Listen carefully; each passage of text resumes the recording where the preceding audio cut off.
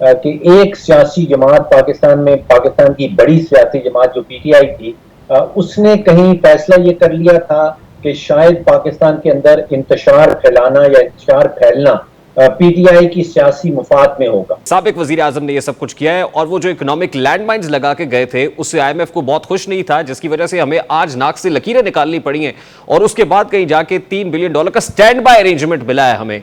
तो वो भी सियासी बयानिया था इस हुकूमत का।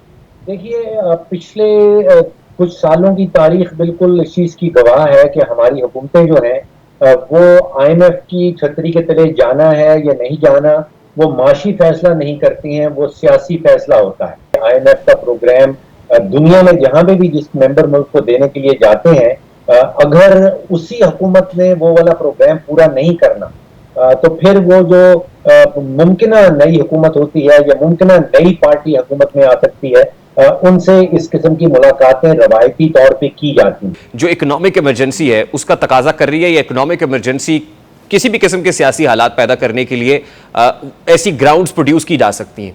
तहरीरी तौर पे, डेक्लेरेटरी तौर पे ऐलान नहीं किया गया, लेकिन जो इक़दामात इमरजेंसी के दौरान लगाए जाते हैं वो हमने सब लगा रखे हैं। आईएमएफ वफ्द का चेयरमैन पीटीआई की रिहाइशगाह पर पहुंचना, उनसे मुलाकात करना इस मौके पर कि जब आईएमएफ एग्जीक्यूटिव बोर्ड की मीटिंग नहीं हुई है, किस कदर अहमियत का हामिल है या कोई गैर मामूली नौयत का मामला है? आप किस तरह से देखते हैं इसको?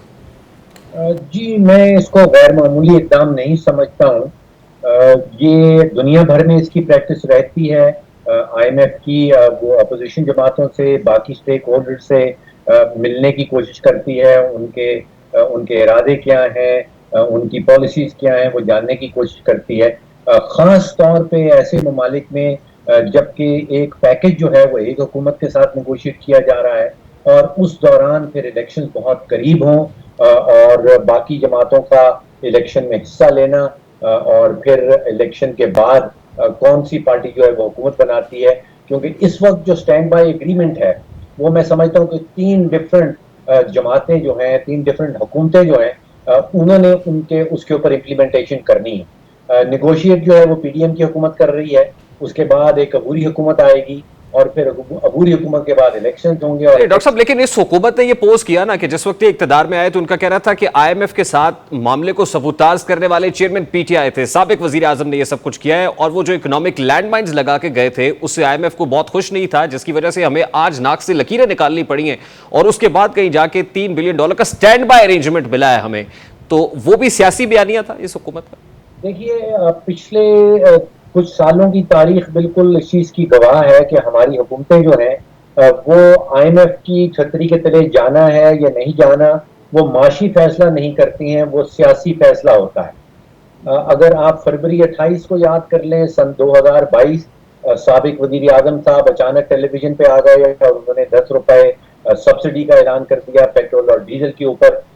5 फरवरी को मुझे याद आता है कि आईएमएफ से $1 बिलियन की किस्त पीटीआई की हुकूमत को मिली थी और उसके कुछ ही दिन के बाद जो वादे किए रखे थे हमने, पीटीआई की हुकूमत ने आईएमएफ के साथ, वजारत खजाना ने आईएमएफ के साथ, उनको 28 फरवरी को तोड़ दिया गया सिर्फ एक सियासी स्टेटमेंट के लिए। तो हमारी एक लंबी तारीख है कि आईएमएफ के हवाले से जो फैसले किए जाते हैं वो माशी बुनियाद पे नहीं होते, वो सियासी बुनियाद। डॉक्टर साहब, शायद यही वजह है कि सियासी बुनियाद भी आईएमएफ के पेश नजर इस वक्त ज्यादा है और उसने फैसला किया है कि वो पॉलिटिकल स्टेक होल्डर से जाके मुलाकात कर ले। यानी वो ये समझ रहे हैं कि पाकिस्तान के अंदर कोई बहुत बड़ा प्रॉब्लम है तो वो पॉलिटिकल अनसर्टेनिटी है, और अगर पॉलिटिकल अनसर्टेनिटी रहती है या आने वाले मतलब कोई भी हो सकता है, इलेक्शन ये तो तय करेंगे कि आने वाली हुकूमत किसकी होगी, तो वो समझ रहे हैं कि सियासी बखेड़े को सबसे पहले हम फोर्स ही कर लें, या वो पल्स लेने के लिए गए चेयरमैन पीटीआई की रिहाइशगाह पर।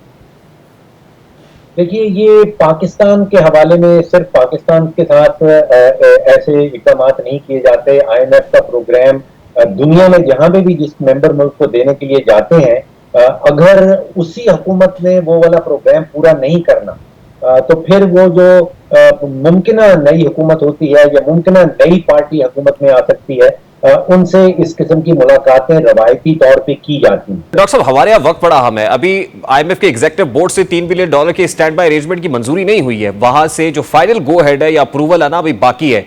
At this point in time ये इनिशिएटिव आईएमएफ की तरफ से कि जाके मेल मुलाकातें करना और ये सब कुछ, क्या उस फाइनल जो गो हेड है या सिग्नेचर्स हैं उसमें भी कोई रुकावट खड़ी कर सकता है? इसका जवाब देना मुश्किल है मेरे लिए। ये दुरुस्त बात है कि आईएमएफ का बोर्ड की मीटिंग अभी तय नहीं हुई जिसमें पाकिस्तान को एज एजेंडा बना के रखा जाए। ये जो रिपोर्ट बनाई जाएगी, जो हमारी रेजिडेंट आईएमएफ की जो रेजिडेंट डायरेक्टर है पाकिस्तान के अंदर, उनसे ये कहा गया होगा कि हमें बाकी जमातें जो हैं उनकी क्या राय है इस स्टैंड बाय एग्रीमेंट के ऊपर। जो आईएमएफ के दस्तावेज मैंने पढ़े हैं उसमें इस किस्म की जो मुलाकात है वो मैंडेटरी नहीं है। अब डॉक्टर साहब जरा वाइस वर्सा, मैं कोई बहुत ही ज्यादा कोई लीथल किस्म की कोई इकोनॉमिक टर्म्स के अंदर आपसे बातें नहीं पूछ रहा, मैं वो जानना चाह रहा हूं कि जो इस वक्त कॉमनर के सवाल है उसके जहन में आ रहा है इस वक्त। अगर वाइस वर्सा देखें तो या जहां पॉलिटिकल अनसर्टेनिटी की वजह से इकोनॉमिक इंस्टेबिलिटी है, तो वहीं हमारी इकोनॉमिक्स मुस्तकबिल का सियासी नक्शा तय करने के लिए किस कदर अहम है। क्या आईएमएफ के साथ अगर 9 महीने का स्टैंड बाय अरेंजमेंट होता है तो क्या यह समझा जाए कि जस्ट टू मेक श्योर कि पाकिस्तान में पॉलिटिकल स्टेबिलिटी रहे, ये हुकूमत कंटिन्यू करने का फैसला, केयर टेकर सेटअप का अगले 9 महीने तक कंटिन्यू करने का फैसला, क्या ये सब कुछ भी आपको आईएमएफ के गिर्द घूमता हुआ नजर आ रहा है? मुश्किल सवाल है। मैं इसके ऊपर सिर्फ क्या सराही कर सकता हूं क्योंकि हकाइक की बहुत सख्त कमी है इसके अंदर। देखिए, एक बात तो बड़ी वाज़ेह तौर पे सामने आई है कि एक सियासी जमात पाकिस्तान में, पाकिस्तान की बड़ी सियासी जमात जो पीटीआई थी, उसने कहीं फैसला ये कर लिया था कि शायद पाकिस्तान के अंदर इंतशार फैलाना या इंतशार फैलना पीटीआई की सियासी मुफाद में होगा। तो 14 महीने से हम देख रहे थे कि वो इसी तरफ मुल्क को और मुल्क की सियासत को लेके जा रही। 9 मई के वाकयात के बाद कुछ ऐसा महसूस हो रहा है कि जो काबिलियत थी, जो कैपेसिटी थी पीटीआई की इंतशार फैलाने की कैपेसिटी, वो तकरीबन न्यूट्रलाइज कर दी गई है, तकरीबन खत्म होती हुई नजर आ रही है। वैसे डॉक्टर साहब, फ्रैंकली स्पीकिंग, वो स्पेशल इन्वेस्टमेंट फैसिलिटेशन काउंसिल का कयाम हो, फिर उस सिलसिले में होने वाली पहली एपेक्स कमेटी का इजलास हो, और उसके अंदर तो यही बातें सामने आ रही है और प्राइम मिनिस्टर की तकरीर में भी ये सुनने को मिला कि जो $3 बिलियन मिले हैं ये कोई हुकूमत की बहुत अच्छी परफॉर्मेंस पे नहीं मिले, बल्कि chief of the army staff का एक बहुत बड़ा रोल है ये $3 बिलियन अरेंज करने में और आईएमएफ को कन्विंस करने पे। और उसके बाद फिर हम ये देख रहे हैं कि SIFC हो या फिर जो ज़रई इस्लाहात से मुतालिक भी हम सुन रहे हैं कि वो भी पॉलिसी बड़ी जामे मुरतब कर ली गई है, तो जो मिलिट्री इस्टेब्लिशमेंट है वो बड़ा रोल प्ले कर रही है। तो आपको नहीं लगता कि नो मैटर वॉट, ये सियासी तौर पर जमातें क्या स्टेटमेंट्स देती हैं, क्या कहती हैं, असल गारंटी या श्योरिटीज तो किसी और जगह से आनी है? देखिए, दोबारा से आप मुझे मजबूर कर रहे हैं कि मैं किसी किस्म की क्या सराही करूं। देखिए, जो ज़रई जो आपने ज़राअत वाला प्रोग्राम है उसका जिक्र किया, तो दुनिया में कम से कम कोई 3 से 4 दर्जन ममालिक ऐसे हैं जहां पे फौज जो है वो उनके एग्रीकल्चर सेक्टर में बड़ा इंपॉर्टेंट रोल प्ले करती है। कुछ नेचुरल स्ट्रेंथ्स हैं फौज के अंदर, जो न सिर्फ पाकिस्तान फौज के अंदर बल्कि दुनिया भर की जो फौज है वो लॉजिस्टिक्स के अंदर, वो मैन मैनेजमेंट के अंदर उनकी कैपेबिलिटीज होती हैं। और ये दोनों कैरेक्टरिस्टिक्स जो हैं ये ज़राअत के शोबे में बड़े काम आती हैं। तो आप चीन में देख लीजिए, मिस्र में देख लीजिए, ब्राजील में देख लीजिए, आप वियतनाम में देख लीजिए, इवन इंडिया के अंदर उनकी जो अफवाज हैं वो ज़रई शोबे के अंदर एक बड़ा इंपॉर्टेंट रोल प्ले करती हैं।